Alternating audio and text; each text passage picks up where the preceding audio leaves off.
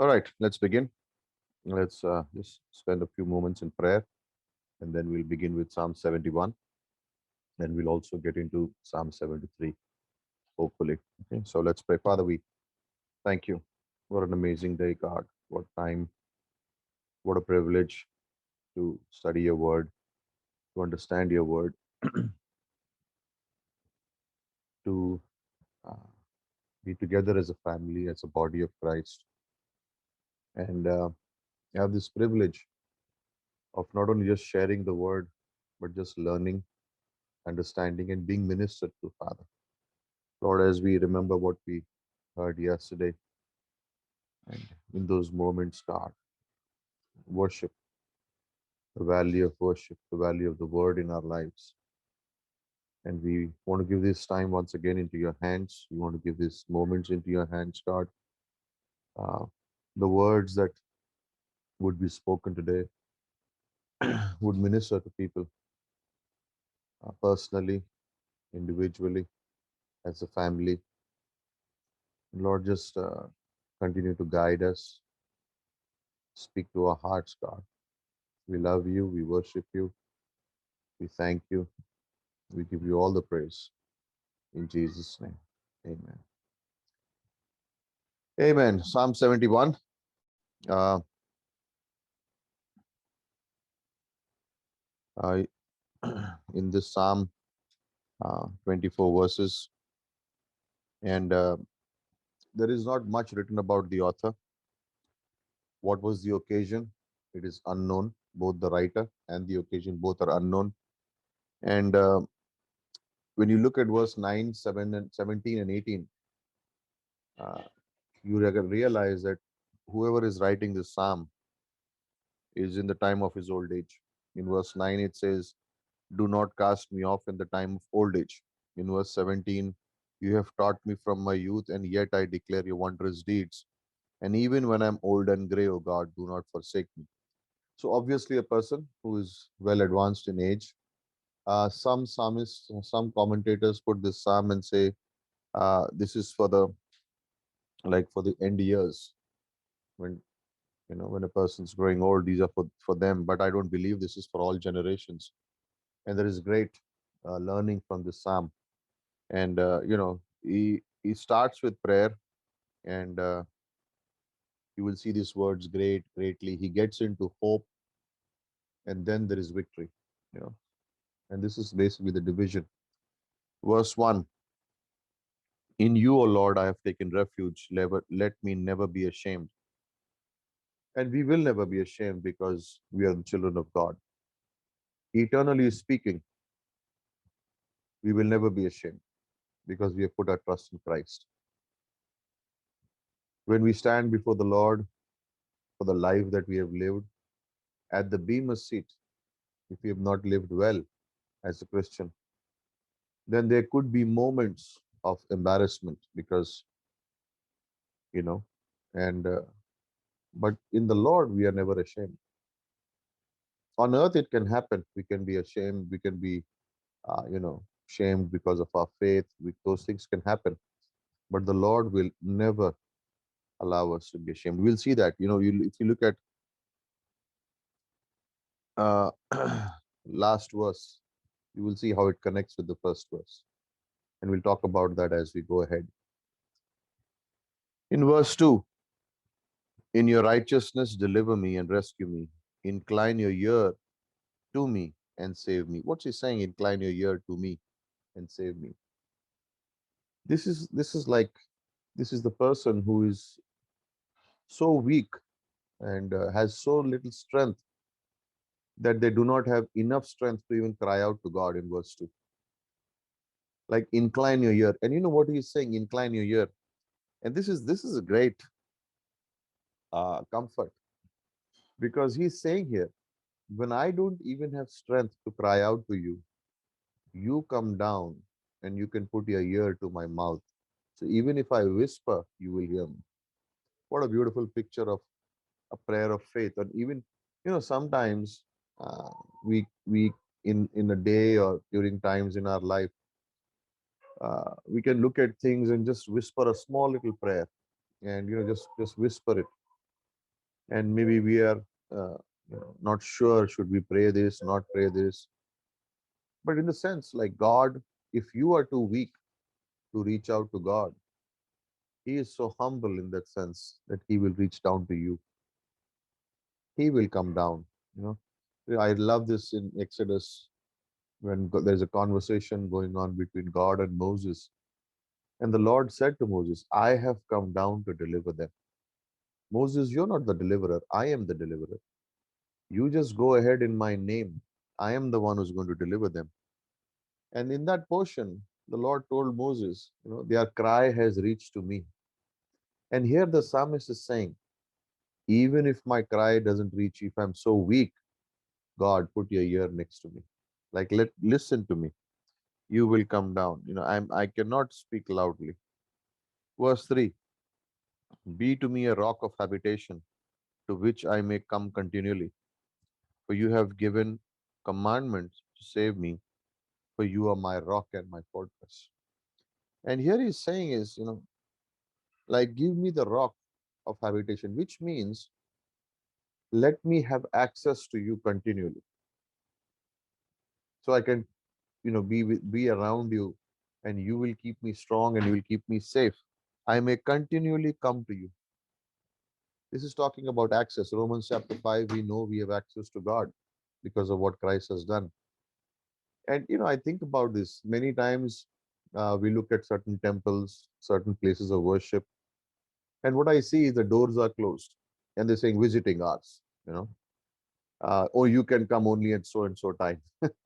Why? Because God is sleeping, or maybe the people who are serving Him are sleeping. But these are restricted timings, and that's religion. That you have time, you have restrictions, you have certain moments when God is approachable. And the psalmist here is saying, God, you are never that way. I can come to you at any time.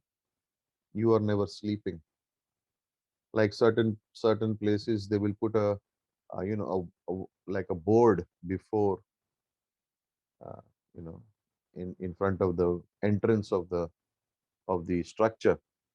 Why? Because this is the time that the deity, the idol, is sleeping. So you cannot approach and you cannot come and pray. But here the psalmist is saying, I may continually come. You have given a commandment to save me. You are my rock and my fortress. I love that. Like this is the psalmist's great confidence. Like, I am coming to you continually. There is never a time where I cannot come to you. Look at verse 5.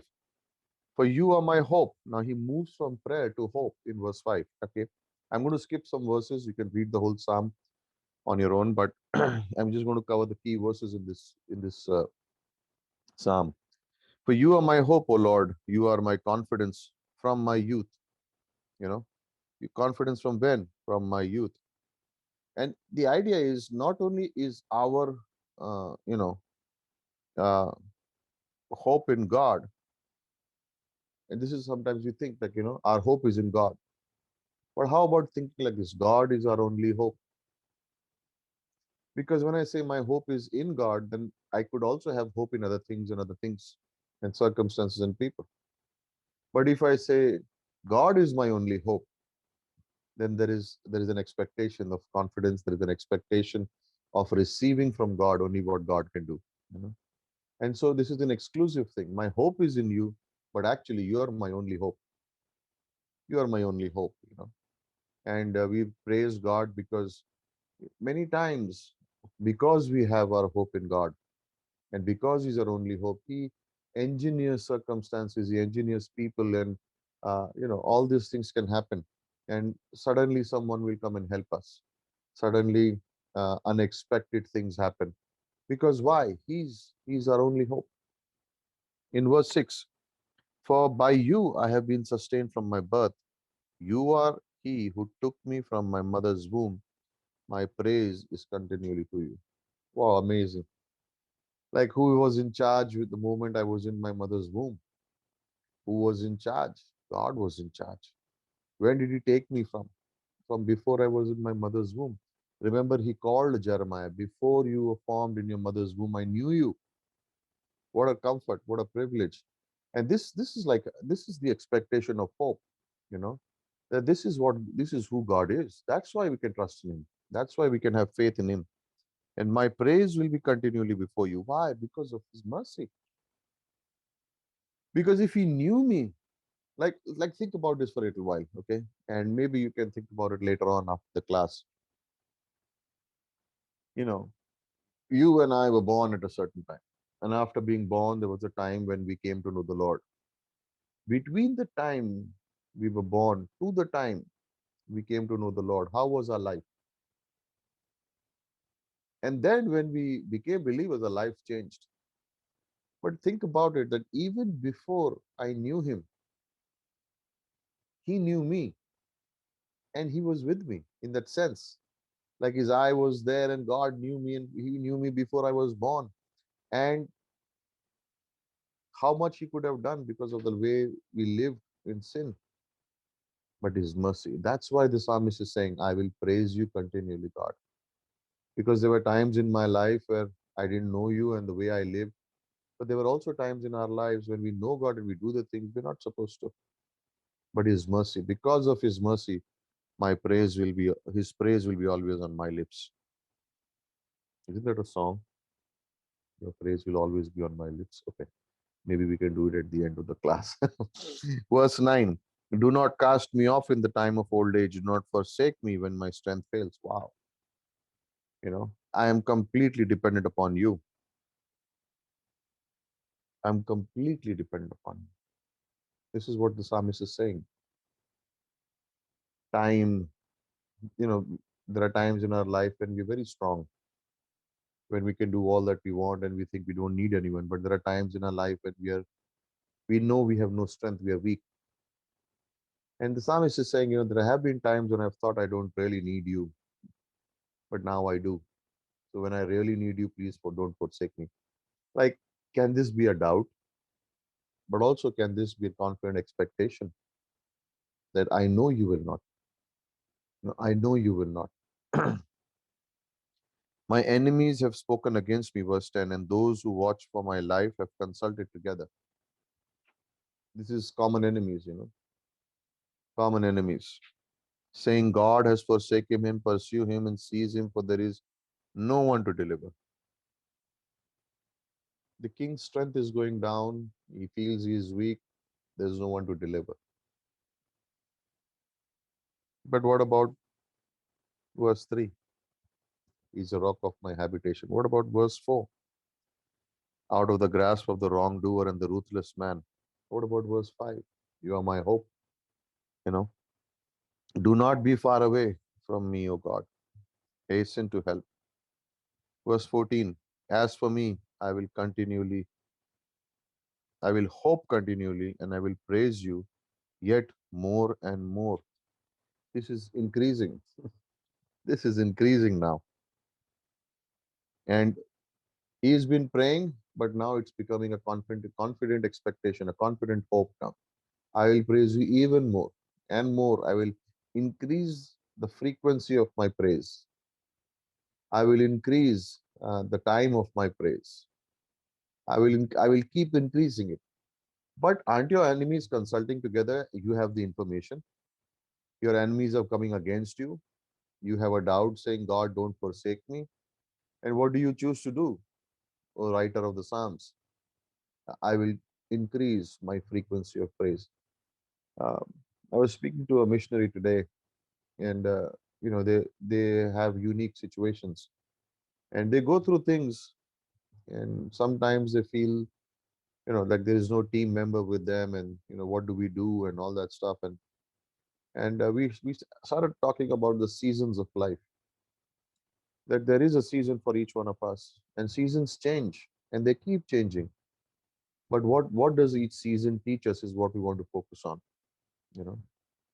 And when you bring back to remembrance what each season has taught you, then this is the expectation. This is the answer. I will praise you more and more. You know, uh, there is summer, there is spring, there is winter, there is monsoon, all those things, autumn, and those things are happening. And some seasons we don't have them here, but whatever it is, it changes. But in every season of life, God teaches us something new, and that's the key. that we want to remember what has God taught us and what has God done for us. Because that's the work of seasons is what? That's what it is. They will change. They'll come, they'll go, they'll come, they'll go. But in every season, God does something new. And that's our life. We go through phases in our life. Little by little, we go through seasons in our lives. And every season, God does something new. And this is our response. I will continue to increase in my praises for you. I'll double it. I'll triple my praises for you. The prayer has gone into like great hope now. You know. Verse 15, my mouth shall tell of your righteousness and of your salvation all day long. His soul winning looks like. He's spreading the gospel now. Hey, salvation is in the name of Jesus. Salvation. As I was coming back from the office today, Sunil was talking to the watchman, and and then they had just finished the conversation, and he moved out. And as I was moving out, the watchman told me, uh, Sunil was telling me about Jesus, and I am so much at peace. And every time I hear the story and something they tell me from the Bible, I'm so comforted. But your church is at such a time that I cannot even come up and attend, and I don't have, and all those things you're saying. What is? He said, so read a Bible. We'll give you a Bible. Read a Bible, and whenever you have time. And he says, what I do is now I stop people who are coming up and I ask them to tell me a little bit more. And I thought in my heart, wow, wow, and maybe he's the gospel has been shared with him, and I don't know if he's made a decision, but look at the heart opening up now. He's beginning to say now, hey, I like to hear about it. And while I said bye to him, his last word, what he told me was, in the end, it's all about faith. When you have trust in God, when you have faith in Jesus, then that's what matters. And I was like, thank you. And this is how it is. That I will talk about your righteousness, like just sharing with someone on the street and talking to someone. What is missions? It's the overflow of your normal lifestyle. That God takes you to certain locations and makes you sit in wherever you are.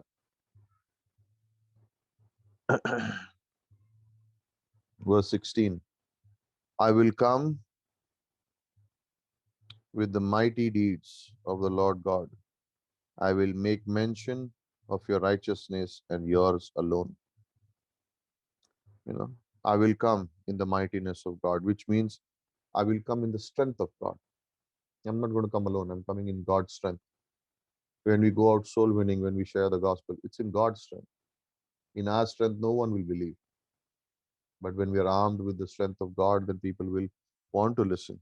Verse 17, you have taught me from my youth, and I still declare your wondrous deeds. I still declare your wondrous deeds. What is he saying? You have taught me. How does God teach us? Teach us one step at a time, one lesson at a time. And what do we do? One day we begin to teach one step at a time.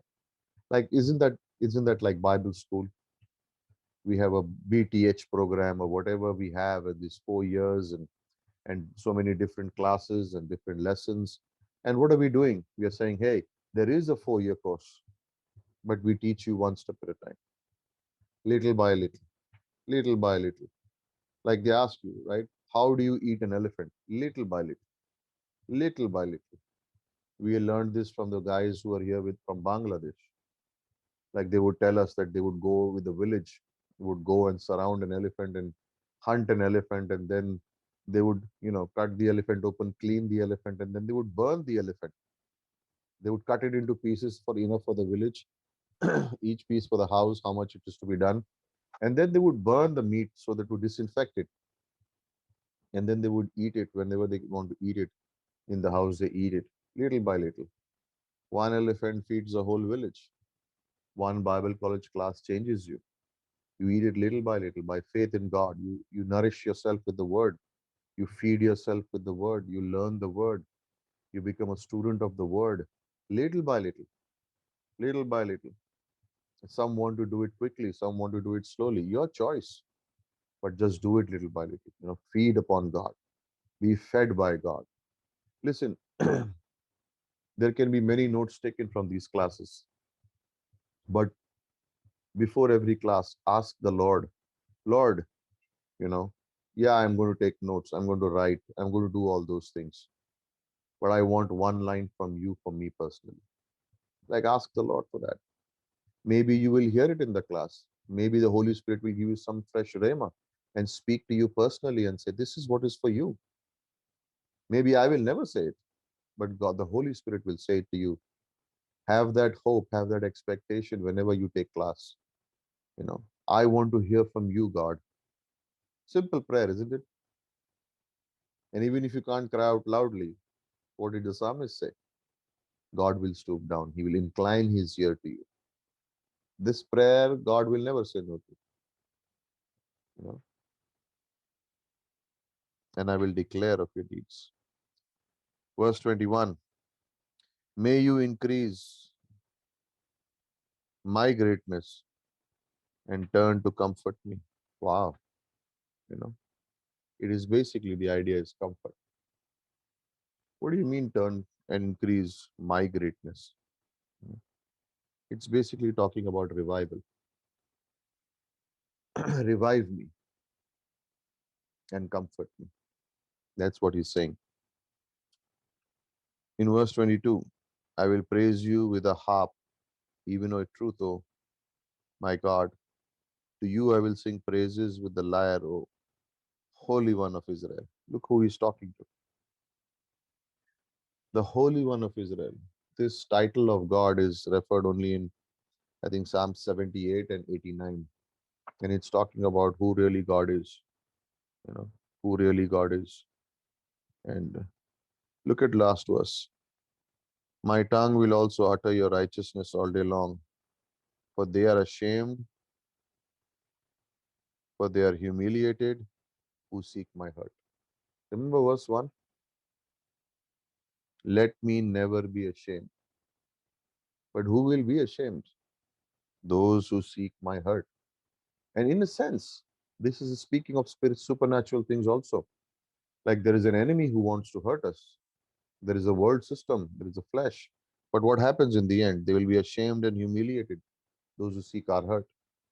So stand firm, continue prayer, stay in hope, because who are we looking to? God. And He's the Holy One. He's the Holy One, right? So now turn to Psalm 73. We'll talk for start to about Psalm 73 for a bit. And Psalm 73 is a psalm by Asaph dealing with the age-old problem. And what's the age-old problem? How can the righteous suffer while the wicked prosper? Psalm 73 and Psalm 37, 3:7, 7:3, interchangeable psalms. Same issue. Same issue is going on. How will the righteous, why should the righteous suffer? And how come, you know, how come the wicked prosper? And the answer to that is, how do you see it? Are you looking at the righteous versus the wicked by natural sight, or are you looking at it by God's sight? That's the real issue. There can be times when we can look at whatever is happening. Sorry. There can be times when we look at situations and things and other people and all those things happening and try to get a natural understanding. Or we can think, what is how does God look at it? Isn't that how Job's story is? Like there is disaster, but there is a mind of Job. But then there is also the mind of his friends. And each one has a different opinion, each one has a different thought. Because some are looking at Job and saying, hey, your problem is because you did this and that and so and so. And Job is saying, listen, I don't have a problem with those things. You know, and whenever I read Psalm 73, you want to think of this story that they took six people who were from a village or some place who had never seen an elephant, and they brought them to a zoo and they blindfolded them. They put a cloth over their eyes that they could not see which animal it was, and they had never seen an elephant. And so they took the first person there, and the first person uh, caught hold of the elephant's tail. And he said, the elephant is like a rope. Then the second one touched the leg and he says, the elephant is like a tree. The third one touched the side of the elephant. He says, no, no, no, no, no, no. The elephant is like a wall. The fourth one touched the ear of the elephant and maybe the ear was moving. He said, no, no, no, no. The elephant is like a fan. The fifth one touched the trunk of the elephant and said, this looks like a really elephant is actually like a very big snake, you know. And the seventh one touched the tusk and he said, no, no, no, it's actually like a sword. Even if you put all those six things together, you still don't get the picture of an elephant. And then the zookeeper opened up the blindfolds and they looked at the elephant and they were shocked. Like, is this is an elephant? And this is the point, that each one felt the elephant, but they could not see. And this is natural sight versus faith. There are lots of things that we sense with our feelings, but the idea is God is saying, how about faith in me? And Asaph has that problem because right now, when you see Asaph writing what he is writing, that is his problem. His situation is like he's looking at it from his natural point of view. He's looking at the situation spiritually blindfolded. He has no idea what he's doing, you know. And what's he saying here in Psalm? I am ready to quit. I am ready to quit. You know. I'm just going to walk away because the problem is he's looking at it from the human perspective and not God's perspective. That's the point, you know. So, verse 1, surely God is good to Israel, to those who are pure in heart. You know, God is blessing his people. That's good. He's good to Israel. But look at what happens from verse 2 onwards. And this is basically what he experiences in his life. This portion is 2 to 16, verses 2 to 16. This is the experience of Asaph. My feet came close to stumbling, my steps have almost slipped. What's he saying? Basically, if you look at the language here, it basically means I'm ready to quit. That's it. I've had enough. God, enough. I can't handle this now. It's enough. I was envious of the arrogant, and I saw the prosperity of the wicked. Has that happened to us? Have we looked at the prosperity of the wicked and wondered, what are you doing, God? Like what's this? Like, what's this? I talked to a very old friend today. After a long time, we chatted for a little while, and this man, where he was working, served and served and served and served, and finally, for the last 1 year, he has no job, and we were talking about it, and he's saying the people who came after me and joined probably like a month or 2 months before I fired, he said they still have their jobs. And I worked for years for this organization and they just, discarded me. And there was no complaint in his heart. There was no complaint in his heart. He said, I thank God for those times. And that's faith perspective. That's faith. It is very easy to move away from that faith perspective and begin to think human perspective. And this is the psalmist here. There are no pains in their death, and their body is fat. They are not in trouble as other men, neither are they plagued like mankind.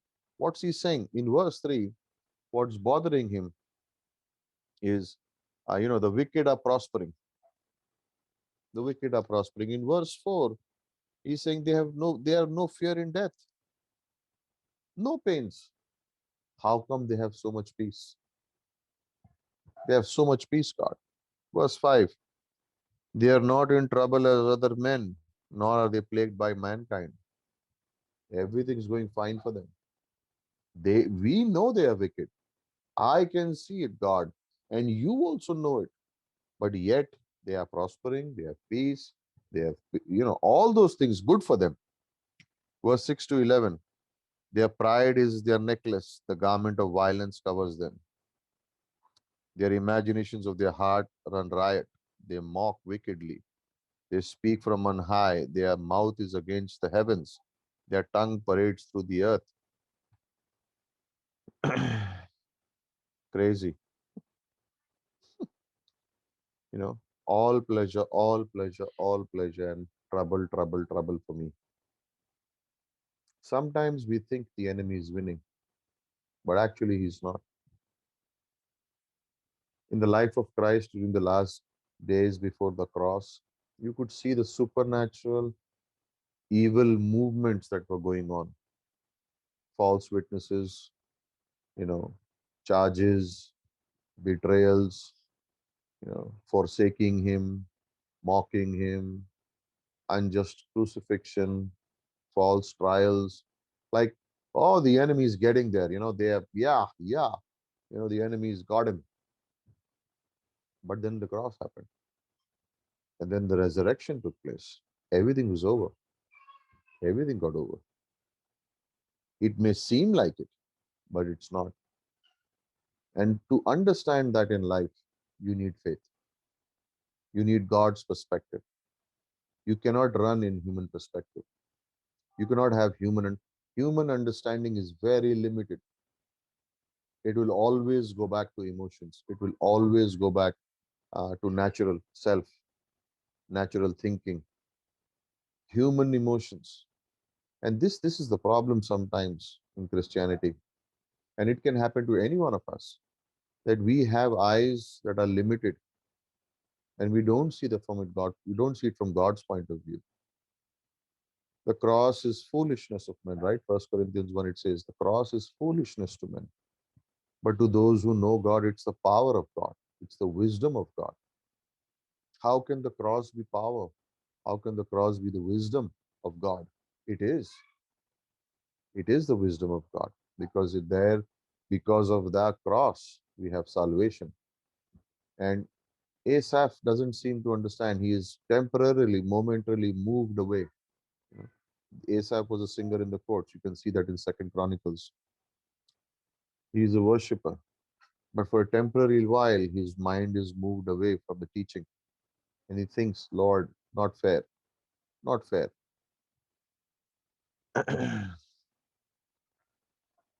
And this is in verse 10. Therefore his people return to his place, and the waters of abundance are drunk by them. They say, how does God know? And is there knowledge with the Most High? Because of their pride, the people think God doesn't even know. And even if he does, he's too weak to do anything about this. During the tribulation period, this is what is going to happen. The false prophet, the antichrist, they will be running amok thinking God is unable to do anything now to save Israel. And guess what God will do? One word will be enough.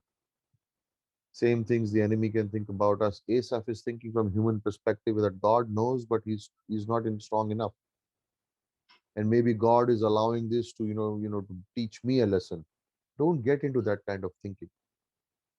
A lot of people sometimes get into that kind of thinking. Something is happening there because God wants to teach me a lesson. Well, if God wanted to teach us a lesson to correct us, he would do it out of love. He would do it out of love. That is Hebrews 12, verses 5 to 11. It's not, God is not doing this because he wants to teach you a lesson. No, that's not the image of God. Verses 12. Behold, these are the wicked and always at ease. They have increased in wealth. Surely in vain I have kept myself poor and washed my hands in innocence.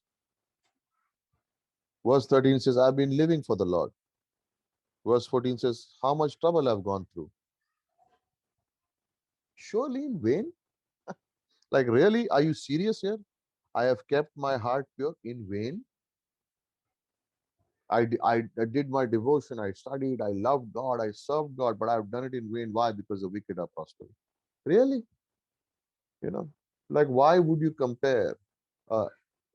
you compare someone who is a citizen of heaven, versus someone who's not? Have God's perspective. Have God's perspective. Think from what God is thinking. If I had said, I will speak thus, behold, I would have betrayed the generation of your children. When I pondered to understand this, it was troublesome in my sight. In verse 15, he's saying, if I admit my doubts, then other people around me will also begin to feel the same way. You know, doubt is contagious. If you doubt and you have a language of doubt, people will catch it. Fear is contagious. Unbelief is contagious. But faith is also contagious. Faith catches on. If you have faith, people will catch on to it. If you have unbelief, people will catch on to unbelief. Both are contagious. The decision is ours. In verse 16, what's he saying? I am troubled by this sight. Lord, I am heartbroken. I am troubled by this. How could you allow this? How could this happen? Like, don't you know me? I have kept my paths pure. I have loved you. I have served you. I have done this, but why me? Verse 17, everything changes. Everything changes in verse 17. He's thinking of quitting here, you know. Everything changes. God doesn't care about what I'm facing. But in verse 17, he says, until I came into the sanctuary of the Lord, then I understood their end. What's the sanctuary today? The church. That's where God's presence, God's word, rhemas, in the body of Christ, the head speaks to the body. God begins to minister to his people. God begins to share and understand and give perspective to his people. I'm not saying it does not happen in our personal times, but it's in the body where God begins to reveal things like never before. Why is the church so unique? Because it's his body. And God has put that church together. Every nation, every tribe, every tongue, every people groups can come into one place to receive from the head, Jesus Christ. And God begins to minister to his people. Like we can be troubled, but then we come to church and then we hear a voice of the teacher speaking from behind. It's the Holy Spirit. We can have an assurance and comfort from God in the worship, in the message, in just fellowship, in just talking to someone, in prayer, in just being with someone in church. God begins to minister. God begins to speak. This is the work of God. You know, this is not human perspective. This is God's point of view. This is how God ministers. Surely you set them in slippery places. You cast them in destruction. How they are destroyed in a moment. They are utterly swept away by the sudden terrors. Remember Isaiah 36:37. Sennacherib is against Hezekiah and the team and the Assyrians. And then he goes back. He hears of a war. He has to go back. And when he goes back, his sons kill him. And he's dead. It was gone. In a moment, it went. This is how the enemy works. In a sense, this is how God works. Like a person who never will believes in Jesus, and it's sad that someone would not believe in Christ and reject Christ. They can live their life fullest on the earth. They can have great joy, they can have great fun, but they are lost. They are lost. And one day, when the time comes, and if they have not put their trust in Jesus, it's over. It's in a moment everything changes. Sad but true. And that's why we preach, that's why we share, that's why we minister to people. Why? Because in a moment everything can change. It can just turn around. You know, one pastor once said that the only heaven the unsaved person will know is earth. That's the only heaven they will know. Because hell is not a good place at all. There's burning of the soul forever and ever and ever. There is no annihilation. It's not that everything is finished and then it's over. There's an eternal torment. Heaven is the only, the earth will be the only heaven they will ever know. That's how it happens. Time runs out once, and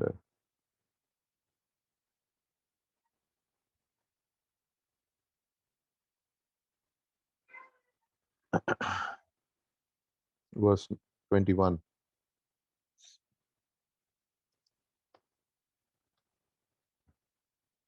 When my heart was bitter and I was pierced from inside, then I was senseless and ignorant. I was like a beast before you. When my heart was bitter. Because why was he bitter? Because he thought God doesn't care. He thought God doesn't hear. He thought God is not even there. And sometimes we are also guilty of those things. But here are some verses, 1 Peter 5:7. He cares for you. Jeremiah 33, verse 3. He's there for you. Hebrews 13, verse 5. He will never leave you nor forsake you. That's who God is. And he says, I was doubting, but then I'm there. Nevertheless, I am continually with you. You have taken hold of my right hand. With your counsel, you will guide me and afterward receive me into glory. I love this. In verse 23, nevertheless, I'm continually with you. Uh, what's his confidence? God's presence. You are continually with me. Because you are continually with me, yeah, the wicked can do whatever and they can prosper. But because you are with me, that's more than enough. Verse 24, with your counsel, you will guide me and afterward receive me into glory. The wisdom of God is with me. The wisdom of God is with me. God counsels me. Thy word is a light unto my feet and a lamp unto my path. This is what God does, in the storms of life and in everything that He does. God begins to give us wisdom. Begins to give us wisdom. Verse 25 and 26. Do I have in heaven but you? And besides you, I desire nothing on the earth. My flesh and my heart may fail, but God is the strength of my heart and my portion forever. This is the nature and character of God. Like I know the nature. How do I know the nature and character of God? Doctrine. In our Bible college, we talk about survey of doctrine class. What's that? Nature and character of God. We teach that. When you know the nature and character of God, when you understand the person of God, then you say those things. When you can say those things.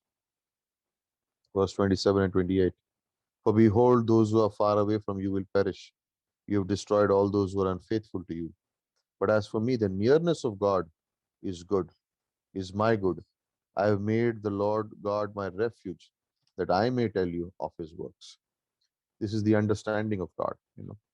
I put my trust in God. How? How do I get to this place? By understanding grace, by having God's perspective. That's by faith, by being in the book, you know, by being in the Bible, and of course by prayer. You can't do without that. You continue to understand the grace of God. You live by faith. You walk by faith. You know, can we be, can we be in the place of Asaph today sometimes? And we can be, and this can happen.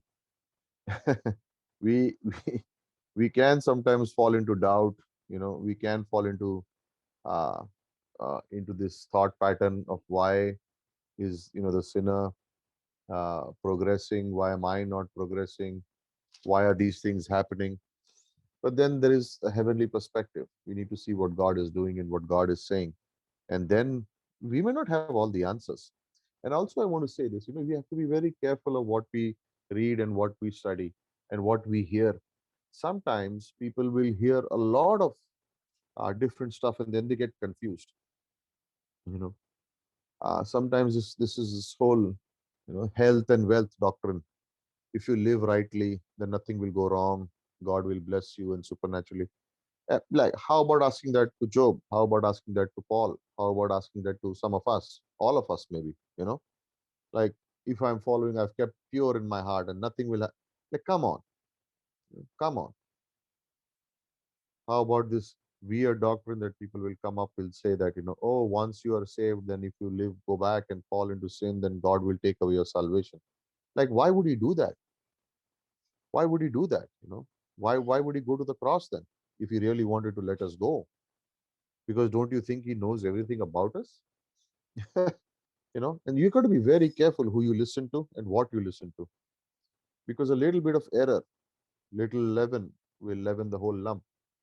And sometimes doubts, why do they come, is because of wrong doctrine.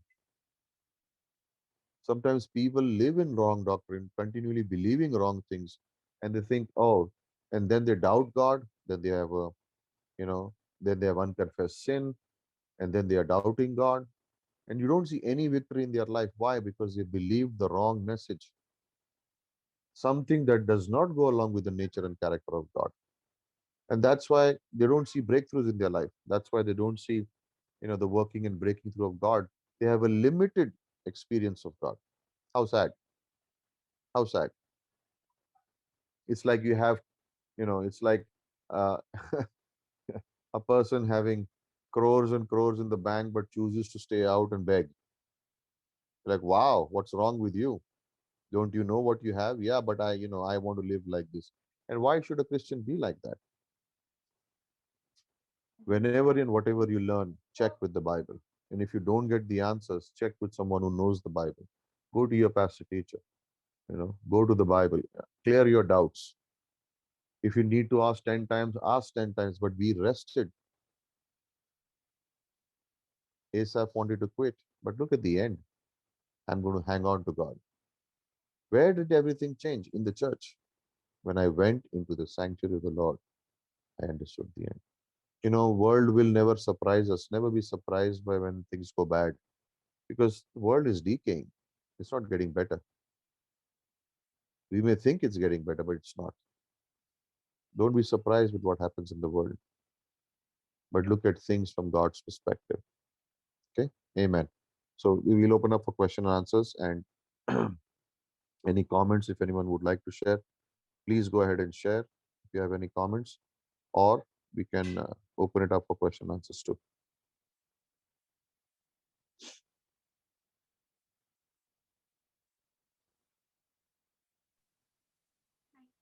Yeah. I had this question of, Yes. Psalms in particular, but also, I mean, this can is applied to other texts also in general, in the Old Testament particularly. When we are going through some of these Psalms, and, I'm not doubting them or anything, I'm just asking, it's just a question, okay? Yeah. We are going Yes. through the imprecatory Psalms of David, or we are going through the Psalm of Asaph, okay? Yeah. Where Asaph's attitude per se at the beginning of the Psalm is not godly, and we don't know sometimes when David writes, and he writes really he wants to be avenged. We suddenly taken aback by Yes. that, we're taken aback by this, and yet we do see some sort of closure and conclusion, and yet we know that these psalms are inspired. So how Right. should we read some of this? Like, one way is the way Job talks to God, and that version is also recorded, and God talking to Job is also recorded. Yes. Is that how we should be reading it, or should we read it as history, saying that, okay, this is what the author's relationship with God is, and we should read it in a relational context? It's a good question. Because And I think like, we're not supposed to emulate this behavior, like whatever he's going through. So how do we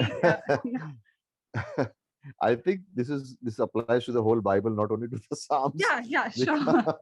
Yeah, because a good commentary on the Old Testament is Hebrews 11. right, Sometimes you think about it, and you can see the amount of history that is just in that one chapter.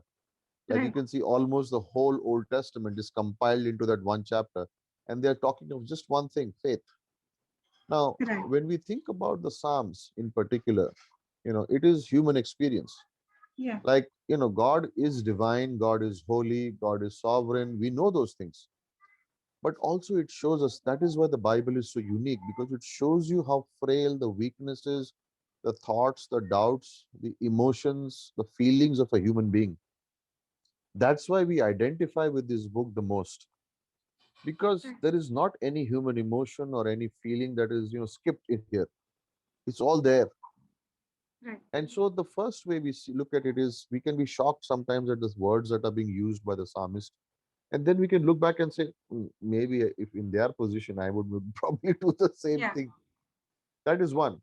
But the second is also that you see in each psalm that somehow or the other, the person moves towards trusting God and has hope, moves Right. towards trusting God and, understands the working of God and understands what God can do. And that's why when we read this, when we do these different divisions of psalms, like, devotional, imprecatory, acrostic, and all those things, you will see the reason why they are classified that way is because of this reason. Is there are times that it picks up things which we, and I'm not saying that we will experience everything, Right. but it will pick up things that we, when we go through it, we know God would show us how to move. Because see, all these, most of these psalms are connected to stories in the Bible also. Yeah. Some of the psalms which we do not know the authors, we don't know the location or the events, but otherwise we know the location and events of quite a few of the psalms. And so when you read that story and connect it with the psalms, you say, oh, this is exactly what was happening. So no wonder they were feeling this way. You know, like we said on in the class yesterday, like imagine David understands, and his right hand man and everyone goes on the other side. For what reason? Just just silly. Jesus is there, and then people want to betray him for what? Money. Like, why would you do that? How would you feel when you would go through these things? But then there is also the work of God. And I think Psalm 73 is, I like this Psalm 73 a lot, is because that one verse, when I went into the sanctuary of the Lord, this is the mystery of God. Like in the Old Testament, the church was a mystery, it was hidden, no one knew. In the New Testament, God revealed it. And guess what? And this is the beauty, that it's in the church where everything begins to make sense. Like I can have a devotion and I can be on my own. It, I will not have joy. But when I go into the church, there is joy. There is someone else who is going through probably the same thing or has already gone through it. This is said of a story once that a young woman, had a miscarriage and she was unconsolable. She could not take care of it, and people tried to console her, and it just couldn't happen until another woman who had a miscarriage came and spoke to her, and immediately she identified, and she understood because she had gone through that same thing. It's the same way with us. We read the passages, we go in, we go to the church, and we think like, maybe I'm the only one going through this, and then we meet someone. God brings a person together, and then they become your best friends. They become your prayer partners. Why? Because you have gone through the same situation together, and maybe their situation was worse than yours. And that's why the Psalms, in this beautiful way, God puts it together. Though it is inspired, but it is also real. So we identify, because if it was not real, it would never minister to us. If if what happened in David's life, did not happen, he would never write these songs. If what happened with Asaph, if it did not happen, he would never write these words. But it did happen, and God inspired them to move and then brought it together. And that's the beauty of it. So yeah, we read it from the context of when it was written and who was writing and what they went through. But also we look at it and say, this is God speaking to me. You know, this is God speaking to me, and I take it in that sense too. Maybe it is also where God reveals something to me, and I pray for someone else. Maybe they are going through this. So different things, different ways, but yeah, it is inspired, and God does minister to us in that way. Do you think that we should look at it irrespective of whatever you're going through at an emotional level, how Mm. they turn to trust God, and we should Yes. primarily look at that? Okay. Yeah. Yeah. Like every psalm, almost every psalm begins with a cry for help, Yeah. or some trouble, and almost every psalm ends with a cry of victory. All everyone, Yeah. there Right. is like, they have moved in their mind from whatever they may be going through to faith, to hope, in prayer, and then they realize the victory comes from the Lord. So Right. Okay. Thanks. you're welcome.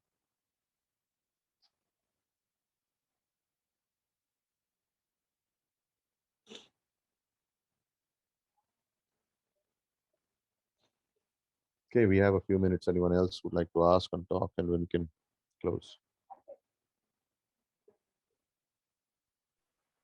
Uh, Pastor, in Psalm, Yes. we come across one verse many times, that is, "You are my rock and my fortress." Yes. This is repeated in many of the Psalms. Yes. So it shows that whatever we may be going through in life, because it shows human experience, human emotions, but it also shows how they find comfort in God and how He Mm, is their rock and fortress, how we find comfort mm, in God. So Psalm brings out human experience, human emotions, human ups and downs, but it also shows that where our faith should be, yeah. and where we will find rest, where we will find comfort. So this has brought out very explicitly in all the Psalm, where it says, "You are my rock and my fortress." In Mm, probably most of the Psalms, this has been repeated. yeah. Right. Yeah. Mm,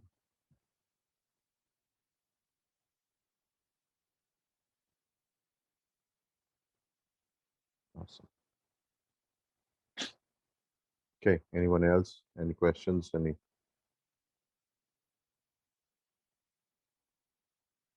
you would like to share?